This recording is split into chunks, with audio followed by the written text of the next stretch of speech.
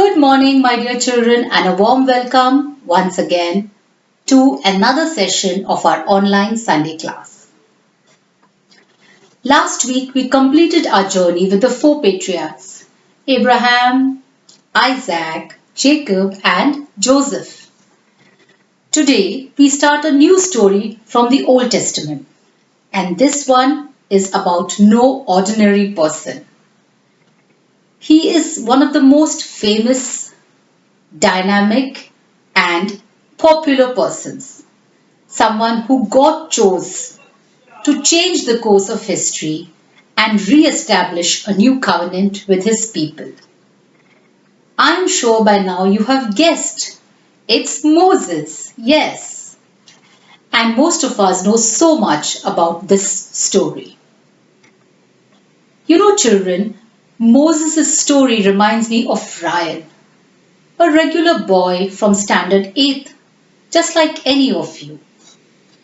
One day Ryan entered the school gate, and as he walked towards his class, he saw Chris and his group of friends. As usual, they were up to no good, troubling another boy, pulling his bag, his tie. Ryan tried to remember the boy. He was a new admit. His parents had recently shifted to the city. Ah, yes, Ryan remembered. That's Jaden. Ryan continued to walk past, avoiding to look at Jaden. Should I say something? Should I stop, Chris?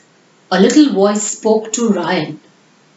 But he walked past, thinking, no way am I taking panga from Chris and his gang.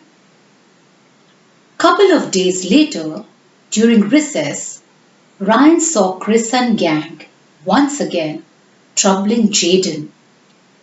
Jaden seemed to be an easy target for them. Poor Jaden, Ryan thought. Let me at least support him. The same voice in his head spoke. But Ryan just turned away. It happens, he thought. Jaden is new. A little bit of ragging is okay. And the following week, when Ryan walked into the canteen, he saw Jaden on the floor, Chris over him, punching him. Some of Chris's friends were actually cheering him on, and the others, they just continued to eat as if nothing was happening. This is too much, thought Ryan. Something has to be done. It's gone too far. He was about to move in Chris's direction, but Ryan's friend stopped him. Chill, Ryan, his friend said. Why do you want to get involved in someone else's matter? Just relax, dude. Over the next few days, Ryan continued to witness the harassment of Jaden. It went on and on and on. And each time that little voice spoke in his head, urging him to do something, anything. Why do you think Ryan was ignoring this voice? What kept him back from helping Jaden? What was that voice? Who was it? Was Ryan looking for a sign? A signal perhaps? Or maybe he thought, I'm just a boy. I'm alone. What can I do? Just like the voice that spoke to Ryan, something similar happened with Moses. He too had a special encounter. But before we move to that, let's learn about the childhood of Moses and what happened to him when he grew up. We now have two children from Standard 8 who will share with us what they know about the childhood of Moses and what happened with him when he grew up. Let's hear. The Hebrews or Israelites, as they were called, settled in Egypt, and their numbers gradually increased. Years passed, and the Pharaoh, who was friendly to Joseph and his family, died. The new king thought that there were too many Israelites. He decided that something had to be done. Moses was born at a time when the Egyptian authorities had ordered the death of all Hebrew male babies. Moses, however, was saved by the cleverness of his mother. She hid him in a watertight basket and put it among the reeds at the river's edge. Pharaoh's daughter found the basket while she was bathing in the river. Even though she knew the child was a Hebrew, she treated Moses like her own son. So Moses grew up in the household of Pharaoh and was given good schooling. He enjoyed a comfortable life. He almost forgot about the rest of the Hebrew people. When Moses had grown up, he went out to visit his people, the Hebrews, and he saw how they were forced to do hard labor. He even saw an Egyptian kill a Hebrew, one of Moses' own people. Moses looked all around, and when he saw no one was watching, he killed the Egyptian and hid his body in the sand. The next day, he went back and saw two Hebrew men fighting. He said to the one who was wrong, "Why are you beating up the fellow Hebrew?" The man answered, "Who made you our ruler and judge? Are you going to kill me just as you killed that Egyptian?" Then Moses was afraid and said to himself, "People have found out what I have done." The king soon heard about what had happened. He tried to have Moses killed, but Moses fled and went to live in the land of Midian. There he married Zipporah, the daughter of Jethro, who was a priest in Midian. Jethro was a worshipper of Yahweh and probably thought Moses about him. Thank you so much, Christine and Keenan, for sharing about the childhood of Moses and the special circumstances under which Moses had to flee from Egypt and go to Midian. We now come to one of the most important parts of the story of Moses, a special encounter that he had, which completely changed the direction of his life forever. Let's watch a video clip together and find out what happened.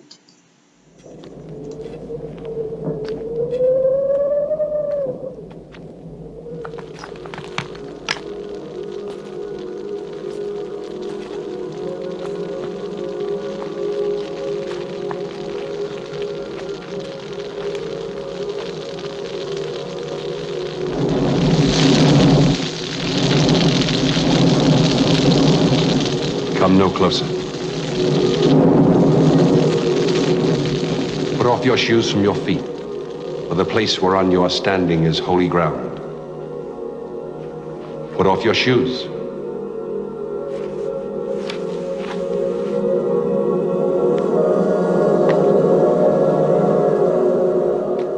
I am the God of your father, the God of Abraham, of Isaac, of Jacob, and the God of Moses. I have surely seen the affliction of my people that are in Egypt. I've heard their cry. I know their sorrows. And I am come down to deliver them and to bring them out of that land unto a good land, flowing with milk and honey. Now therefore, behold, I will send you unto Pharaoh, that you may bring forth my people, the children of Israel, out of Egypt.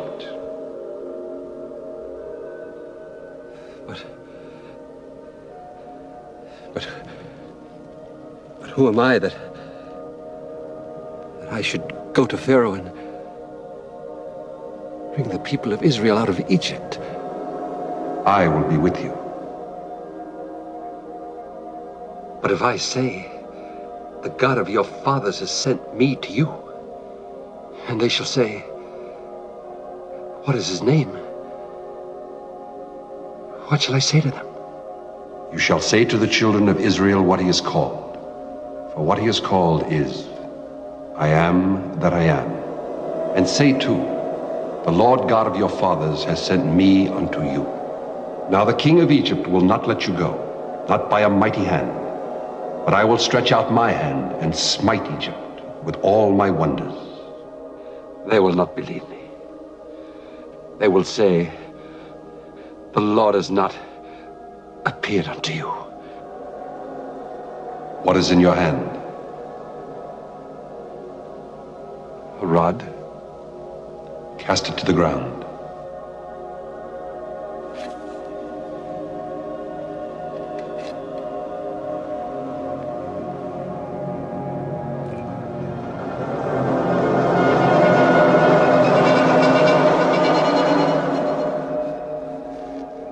Put out your hand and take it by the tail.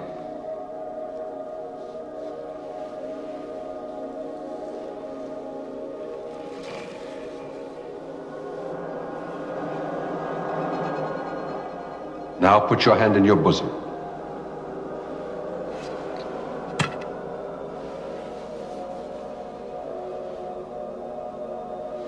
Now remove it.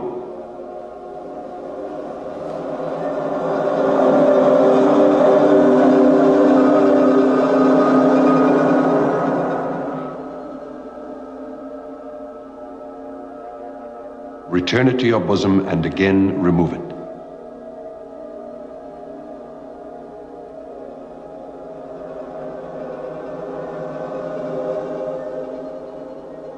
Through this power, they will believe. Oh, Lord, I'm not eloquent. Not now or before. I am slow of speech. I am of a slow tongue. Who has made man's mouth? Who makes the dumb or the deaf or the seeing or the blind? Am I not the Lord? But your brother Aaron shall be your spokesman, and you shall put the staff in his hand. But with you shall be the power of the Lord. What an interesting life Moses had, isn't it? He was born during difficult times, rescued and raised by an Egyptian princess, had all the luxuries and comfort of life. Yet Moses felt guilty. After all, he was enjoying a good free life, while his people, the Hebrews, lived in miserable slavery. His encounter with God convinced him that God was indeed calling him to act, to save his people from suffering. For all the excuses that Moses made, why me? Why will the people listen to me? I don't have any special talent, etc., etc. For all these excuses, God assured him, I will be with you. And this is the name that God revealed to Moses. I am Yahweh. Finally, reassured by Yahweh, Moses accepts the mission. Moses teaches us to be aware of miracles every day. What would have happened if Moses hadn't noticed the miracle of the burning bush? He might have walked right on by. We all have miracles in our own lives all the time, and we don't see them. From Moses' story, we also learn how to have a personal connection with God. When God spoke to him out of the burning bush, Moses didn't question whether or not it was God. He just entered into a conversation with the voice that came from the bush. He accepted that the voice he heard was God's voice, and he answered God. Moses didn't just accept what he was told. In fact, he argued with God. He had a conversation. Why me? What can I do? Why will people listen to me?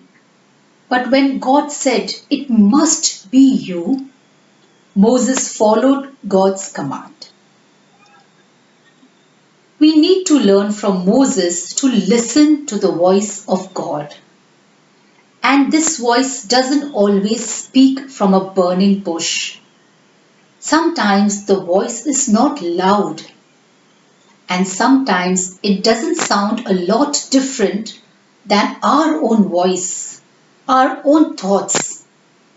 Remember Ryan and the voice that kept telling him to do something to help Jaden? When we hear this voice, we need to listen.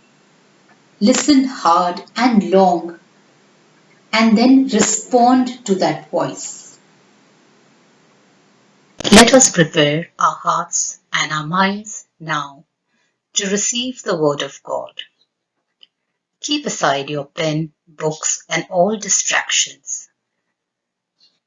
Sit in a comfortable position with feet on the floor, your palms facing upwards on your lap.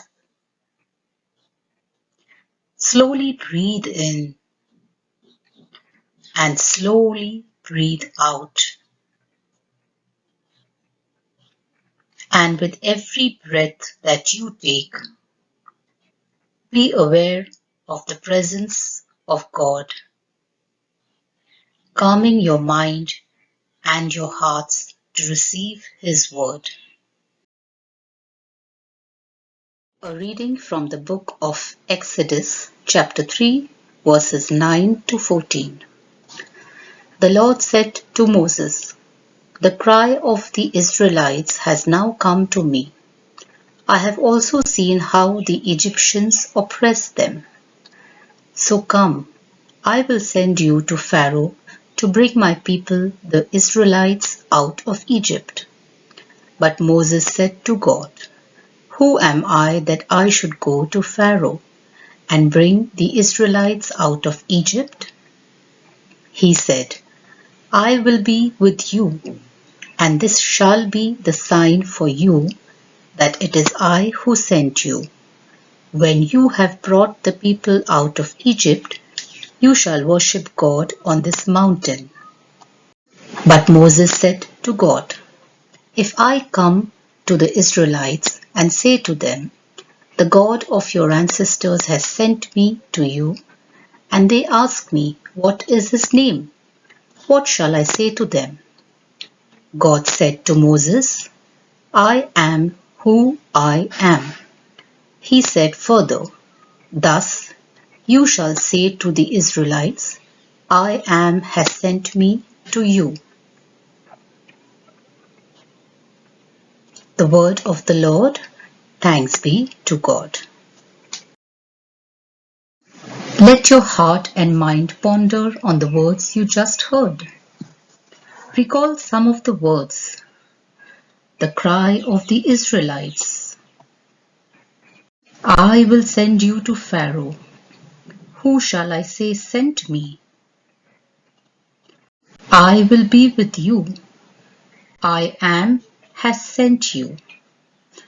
Let these words linger in your mind. Visualize Moses' encounter with God. He's kneeling before the burning bush. Moses is talking with God, asking him, "Why me?" and finally agreeing, convinced by God's reassurance, "I will be with you." Now I want you to imagine this. Ryan standing up against Chris and gang, stopping them from harassing Jaden, perhaps even taking up the matter with his teacher and school principal. This was Ryan's answer to God when God told him, "I am selecting you as my witness." It was the little voice in Ryan's head that he chose to listen to, trusting that God was leading him on the right path. Each of us has a destiny. We cannot always know what lies ahead of us and how things will pan out in the long run. But what we do know is to have faith and trust that God has a purpose and a plan. And when He communicates His plan and purpose through that little voice in our head, we better listen. You may now open your eyes. You've been sitting for too long. Now get up, stretch, sing along and dance along, telling this mighty God, wherever you lead me, I'm gonna follow.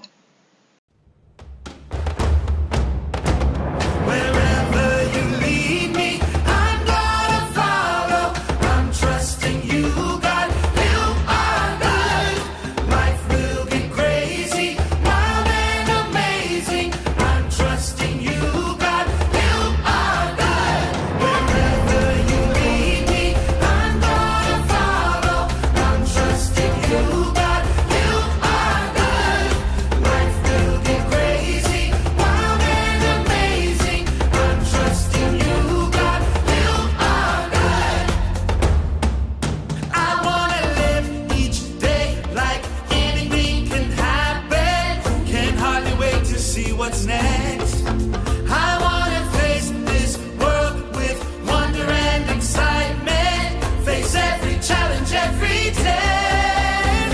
Wherever you lead me, I'm gonna follow. I'm trusting you, God. You are good. Life will be crazy, wild and amazing. I'm trusting you, God. You are good. Wherever you lead me,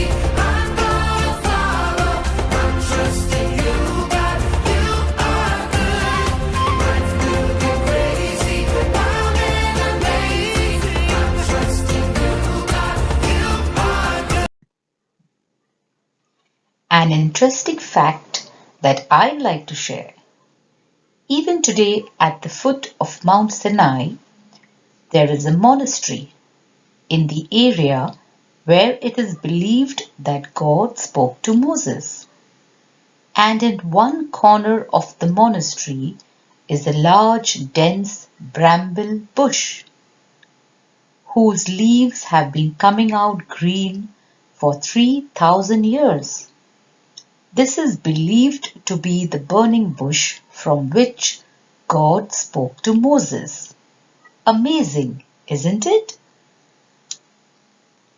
Your assignment for this week. Remember Ryan's story? Ryan answered to that little voice in his head, and he became a true witness of God. He trusted God to lead him on the right path and save not only Jaden, but many more children from being bullied in school. Think of a situation that you came across where you felt that something needs to be done to bring about a change.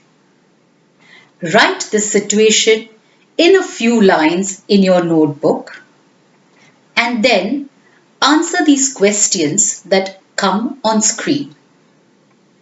Remember, write down the situation, answer the questions, click a picture and send it to your Sunday school teacher. So here are the questions.